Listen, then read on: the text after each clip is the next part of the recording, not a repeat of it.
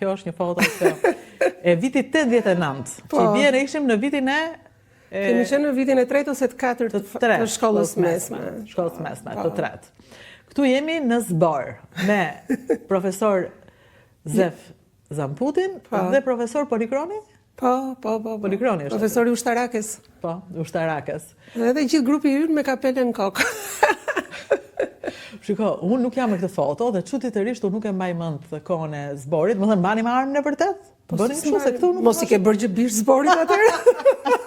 Ka ngjarë. Mos ke futur mik?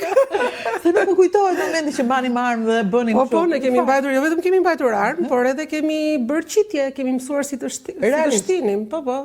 Ka qenë një periudhë kur besoj mund të ketë qenë dhe ky vit ose ndoshta viti i fundit, kur kemi bërë zbor për herë të fundit. Ku jemi këtu?